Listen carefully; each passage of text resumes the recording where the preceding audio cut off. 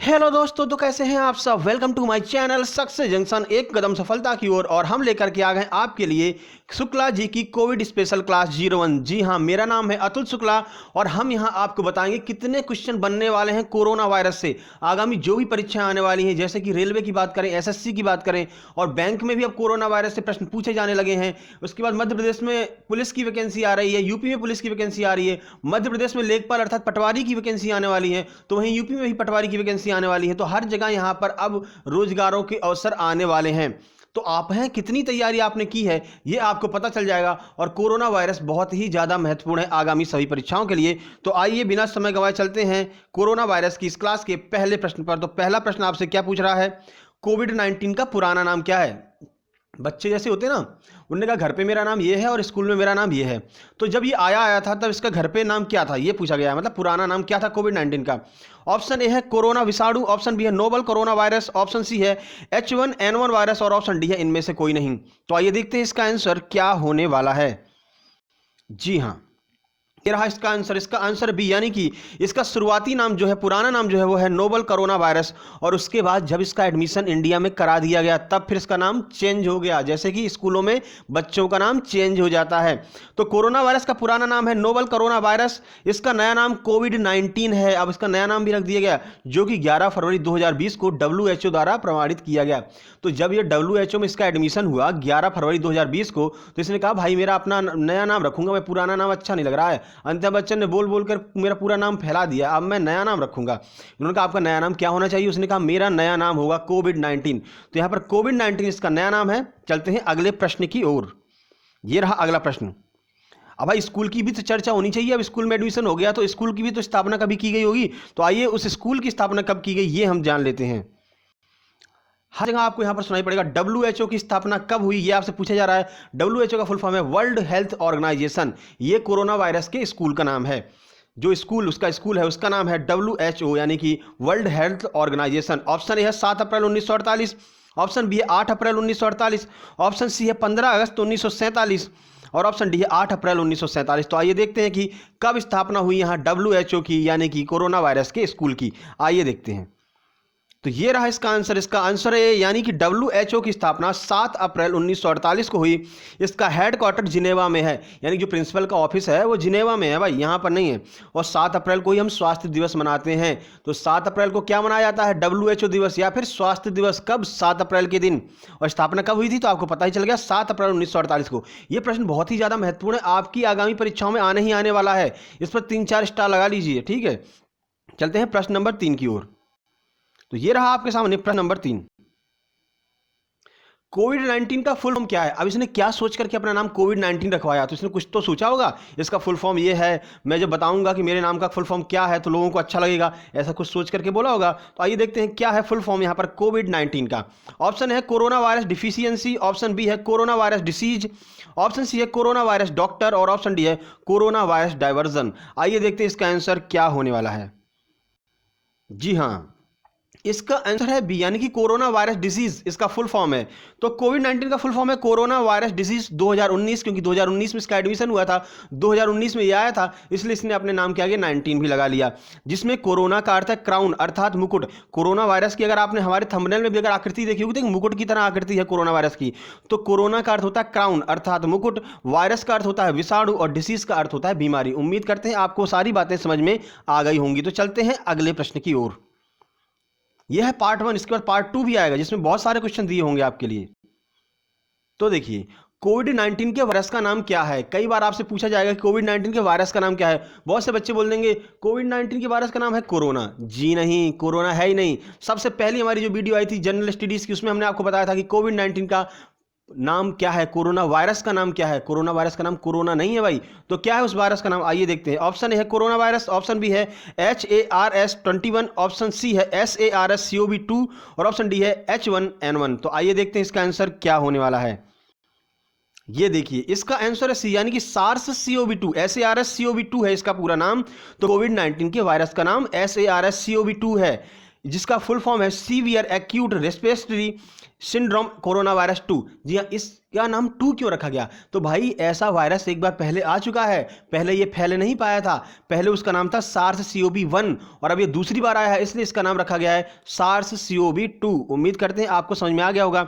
यहाँ आपसे पूछा जा सकता है कि रेस्पिरेटरी का अर्थ क्या है, तो यहाँ पर रेस्पिरेटरी का अर्थ है श्वसन, अर्थात श्वसन तंत्र पर यह कब्जा जमा लेता है, इसलिए यहाँ पर severe acute respiratory syndrome virus इसका पूरा नाम है। चलते हैं अगले प्रश्न की ओर। तो यह आ गया सामने प्रश्न नंबर 5। नोवल कोरोना वायरस का प्रारंभ कहां से हुआ था? ऑप्शन ए है संघाई चीन, ऑप्शन बी है वुहान चीन, ऑप्शन सी है जिनेवा स्विट्जरलैंड और ऑप्शन डी है प्रिटोरिया साउथ अफ्रीका। तो कहां से ये आया है भाई, इसका घर कहां पर है? अपन लेते नहीं, लाइए अपना आधार कार्ड दिखाइए, उससे पता पूछते हैं। तो इसमें पता पूछा गया जब ये स्कूल में आया तो इसका पता क्या है, आइए देखते हैं। तो ये देखिए इसका आंसर बी यानी कि वुहान चीन से आया हुआ है, इसका घर वुहान में है, चीन के वुहान शहर में इसका घर है। आइए देखते हैं कैसे कैसे वहां से ये आया, कौन सा साधन पकड़ा, कहां से ट्रेन बदली इसने, कौन सा प्लेन के द्वारा भारत आया, आइए देखते हैं। तो ये देखिए नोवल कोरोना वायरस का प्रारंभ चीन के वुहान शहर से हुआ। इसका प्रसार सांप, चमगादड़ तथा पेंगोलिन के माध्यम से हुआ। यानी पहले वो सांप पर बैठा भाई स्पीड में, उसके बाद चमगादड़ पर उड़ करके आया और उसके बाद पेंगोलिन के माध्यम से ये पहुंच गया पूरी दुनिया में। और WHO में इसने क्या करवा लिया, अपना एडमिशन करवा लिया और आकर के बता रहे देखो ऐसा है, ये लो मेरा आधार कार्ड और मेरा जो गाँव है वो है वुहान चीन में, और मैं कैसे कैसे आया, तो मैंने पहले सांप को पकड़ा, उस पर बैठा मैं, उसके बाद मैंने चमगादड़ को पकड़ा, उस पर उड़ करके आया और लास्ट में पेंगोलिन के माध्यम से धीरे धीरे मैं यहाँ पर आ गया। पेंगोलिन का अर्थ है चींटीखोर, जिसे हम कहते हैं चींटीखोर, वो चींटियों को खाता है, तो पेंगोलिन। चलते हैं प्रश्न नंबर 6 की ओर। तो देखिए प्रश्न नंबर 6, भारत में कोविड-19 का प्रथम केस किस शहर में आया? ऑप्शन ए है तमिलनाडु, ऑप्शन बी है उत्तर प्रदेश, ऑप्शन सी है केरल और ऑप्शन डी है उड़ीसा। यानी कि भारत में घूमने जब ये आया तो सबसे पहले कहां पर आया, आइए देखते हैं इसका आंसर क्या होने वाला है। ये लीजिए इसका आंसर सी, यानी कि भारत के केरल में सबसे पहले पहुंचा, जहां से अपना मानसून भी आता है। सबसे पहले मानसून कहां आता है, तो केरल में आता है। हमने ज्योग्राफी की क्लास में आपको पढ़ाया था कैसे कैसे आता है। और भाई इसी को देखते हुए कि भाई मानसून के पीछे पीछे अपन भी चलते हैं, तो उसी के पीछे पीछे आ गया कौन, नोवल कोरोना वायरस, और भारत के केरल में इसने एंट्री कर ली। तो भारत में कोविड-19 का पहला केस केरल राज्य के त्रिशूर जिले में देखा गया 30 जनवरी 2020 को। यानी कि भारत में इसने एंट्री की 30 जनवरी 2020 को केरल के त्रिशूर जिले में। चलते हैं अगले प्रश्न की ओर। तो यह है आपके सामने प्रश्न नंबर 7, भारत में कोविड-19 की वजह से पहले मृत्यु किस राज्य में हुई? कहां पर इसने अपना पहला शिकार बनाया, यह आपसे पूछा जा रहा है। आइए देखते हैं ऑप्शन। तो ये रहे ऑप्शन, कर्नाटक, असम, मुंबई और दिल्ली। तो आइए देखते हैं इसका आंसर क्या होने वाला है, कहां पर इसने अपना पहला शिकार बनाया। ये लीजिए, जी हाँ, इसका आंसर है ए, यानी कि कर्नाटक। तो कोविड-19 की वजह से भारत में पहली मृत्यु कर्नाटक राज्य में 12 मार्च 2020 को एक महिला, जिसकी नाम क्या था जिनका, कालबुर्गी, और ये 76 वर्ष की थी और सऊदी अरेबिया से ये आई हुई थी। और जब कोरोना वायरस आया उसने कहा अच्छा तुम्हारी एंट्री हो गई, तुम कहाँ से आ गए? उन्होंने कहा हम सऊदी अरेबिया से आए। कालबुर्गी ने बोला तो तुम ही हमारा पहला शिकार बनोगी क्योंकि तुम विदेशी हो। तो यहाँ पर कालबुर्गी को, जो कि 76 वर्ष की उम्र में इनको जो है शिकार बना लिया कोरोना वायरस ने। तो भारत में पहली मृत्यु कोरोना वायरस की वजह से कर्नाटक में हुई 12 मार्च 2020 को। कालबुर्गी उनका नाम था और 76 वर्ष की थी। और कहाँ से आई थी? तो सऊदी अरेबिया से आई थी। कोई भी प्रश्न इसमें से बन सकता है आपके लिए आगामी परीक्षाओं में, तो बड़े ध्यान से देखते रहिए। कोरोना वायरस के ऊपर एक भी प्रश्न हम छोड़ने वाले नहीं है। 2 से 3 क्लास करेंगे कोरोना वायरस की और पूरे कोरोना वायरस का पोस्टमार्टम कर देंगे। जैसे कि जाते जाते देखो, कोरोना वायरस पहली बात तो जा ही रहा है यहाँ से, इंडिया से बोला देखो नमस्ते, तुमने इतना ताली पीटा है कि अब हमको यहाँ से जाना पड़ रहा, मेरे कान में जो है दर्द होने लगा। तो जा तो रहा है, पर अपन जाने नहीं देंगे, अपन उसको मार करके भेजेंगे। यानी पहले पकड़ लेंगे उसका, मारेंगे उसका पोस्टमार्टम करेंगे। भाई तू आ तो गया इंडिया में, लेकिन ऐसे कैसे तू चला जाएगा? ठीक है, तो चलते हैं अगले प्रश्न की ओर।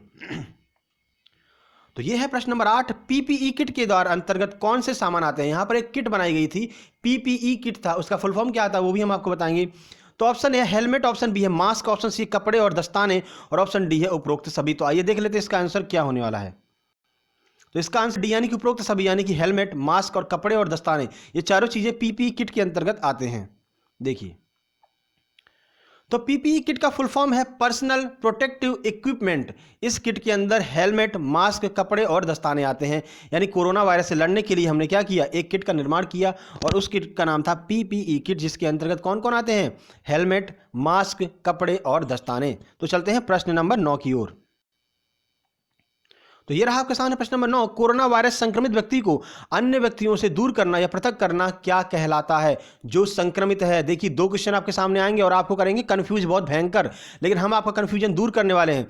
कोरोना वायरस संक्रमित व्यक्ति को, जो खुद में ही संक्रमित है, अन्य व्यक्तियों से दूर करना या पृथक करना क्या कहलाता है? ऑप्शन ए है क्वारंटाइन, ऑप्शन बी है आइसोलेशन, ऑप्शन सी है लॉकडाउन और ऑप्शन डी है अनलॉकडाउन। आइए देखते हैं इसका आंसर क्या होने वाला है। तो इसका आंसर बी यानी कि आइसोलेशन। कोरोना संक्रमित व्यक्ति को अन्य व्यक्तियों से दूर करना पूर्ण पृथक्करण अर्थात आइसोलेशन कहलाता है। उम्मीद करते हैं आपको समझ में आ गया होगा कि आइसोलेशन क्या होता है। एक बात तो है, कोरोना वायरस ने आपकी इंग्लिश बहुत अच्छी कर दी होगी। आइसोलेशन, सोशल डिस्टेंसिंग, क्वारंटाइन, ये सारे शब्द नए नए आपको देखने को मिले होंगे। ठीक है, तो चलते हैं अगले प्रश्न की ओर।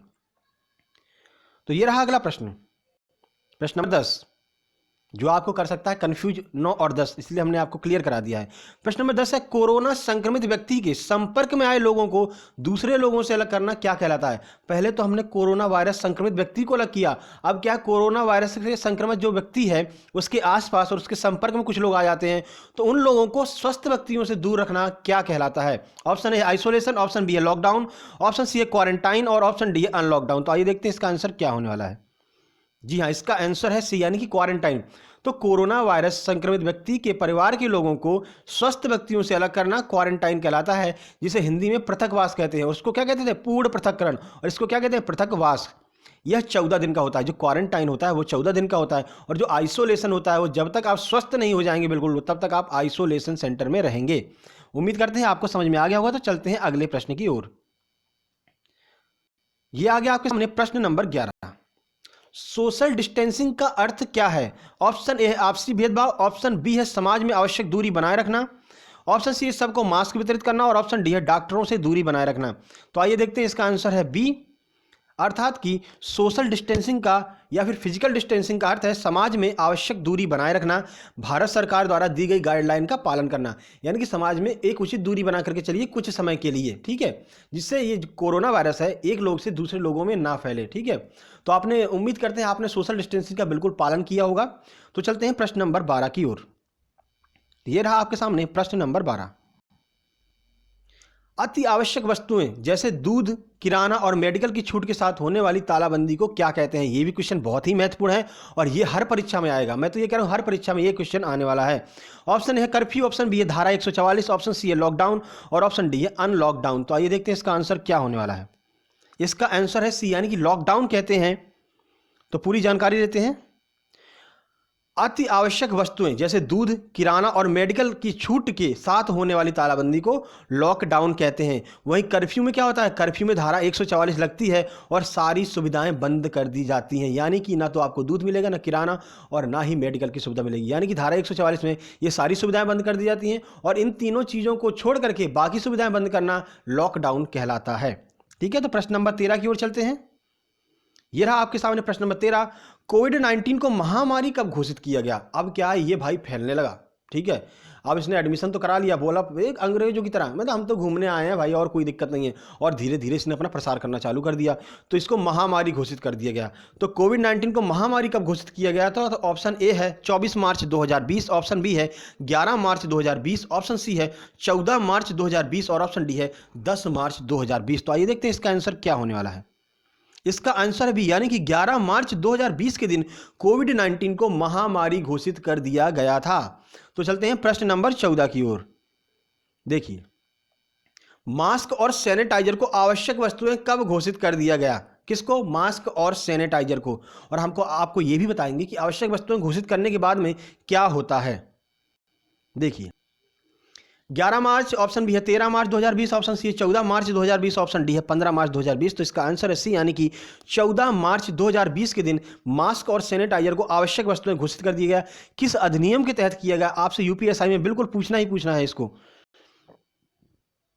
14 मार्च 2020 को मास्क और सैनिटाइजर को आवश्यक वस्तुएं घोषित कर दिया गया था, जो कि आवश्यक वस्तु अधिनियम 1955 के तहत किया गया था।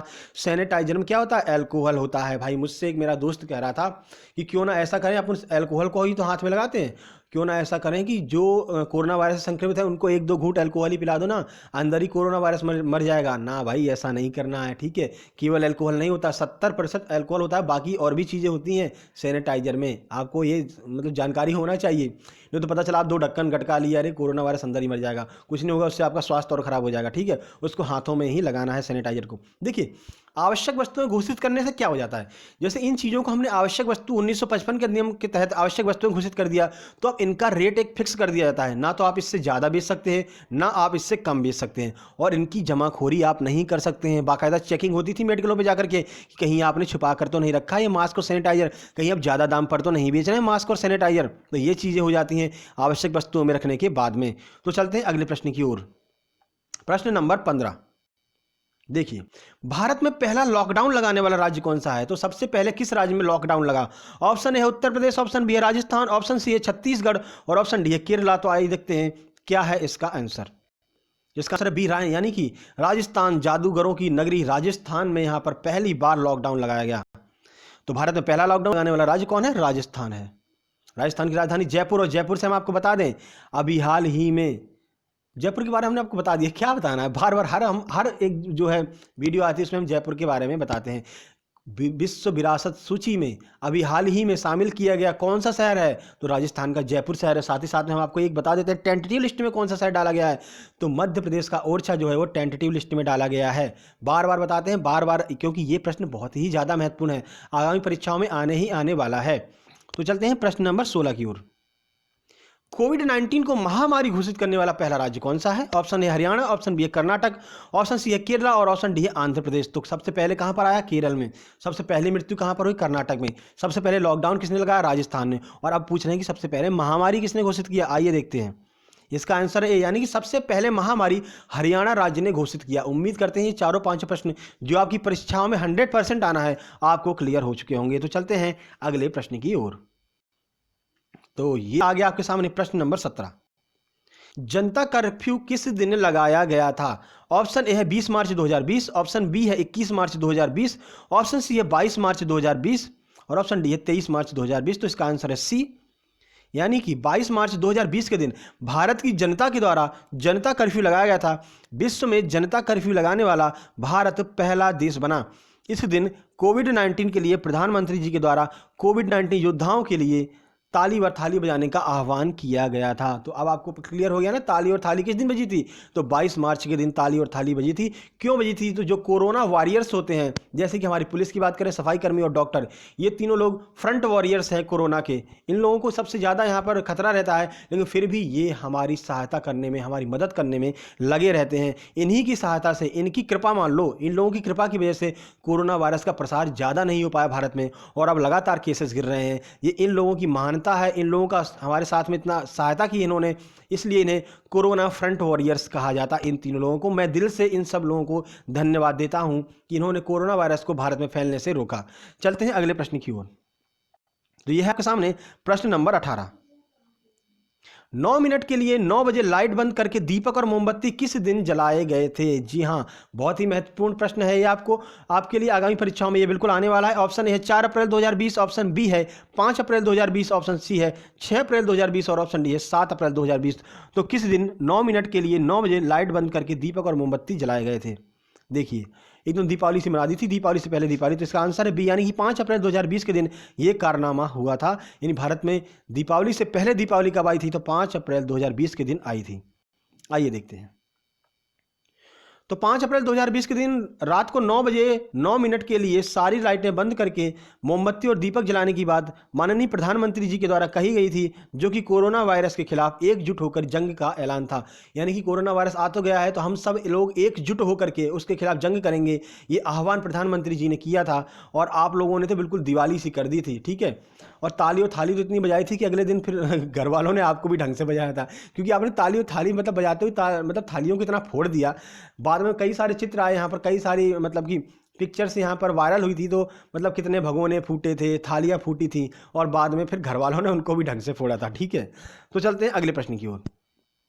तो प्रश्न नंबर 19। देखिए, लॉकडाउन 1 किस दिन लागू हुआ? लॉकडाउन से संबंधित प्रश्न आपसे पूछा जा सकता है। ऑप्शन ए है 25 मार्च 2020, ऑप्शन बी है 26 मार्च 2020, ऑप्शन सी है 27 मार्च 2020 और ऑप्शन डी है 28 मार्च 2020। तो आइए देखते हैं इसका आंसर क्या होने वाला है। देखिए, इसका आंसर है यानी कि 25 मार्च 2020 के दिन लॉकडाउन 1 लगा था। 25 मार्च से लेकर के 14 अप्रैल तक के लिए ये पहला लॉकडाउन लगा था। चलते हैं प्रश्न नंबर 20 की ओर। ये रहा आपके लिए प्रश्न नंबर 20। ऑरेंज जोन में किस गतिविधि पर छूट रहती है? जून नहीं है, मिसप्रिंट हो गया है।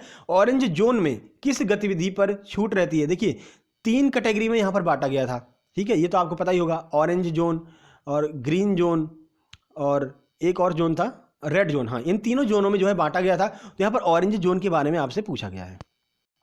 आइए देखते हैं इसका आंसर है लगभग सभी पर छूट। ऑप्शन बी है ई कॉमर्स गतिविधि पर छूट, ऑप्शन सी है सारे बाजारों पर छूट और ऑप्शन डी है भोज कराने पर छूट। तो इसका आंसर बी यानी कि ई कॉमर्स पर छूट थी यहाँ पर ऑरेंज जोन में, यानी कि आप जो है फ्लिपकार्ट से सामान मंगा सकते थे, आप जो है स्विगी के माध्यम से यहाँ पर रसगुल्ला मंगा सकते थे, ठीक है। तो ऑरेंज जोन में ई कॉमर्स गतिविधियों पर छूट थी, अर्थात आप कोई भी चीज़ ई कॉमर्स के माध्यम से मंगा सकते थे। ऑनलाइन डिलीवरी यहाँ पर ओपन थी ऑरेंज जोन में। रेड जोन में सब कुछ बंद था और जो ग्रीन जोन था उसमें लगभग सब कुछ खुला था, थोड़ी बहुत पाबंदियाँ वहाँ पर थीं।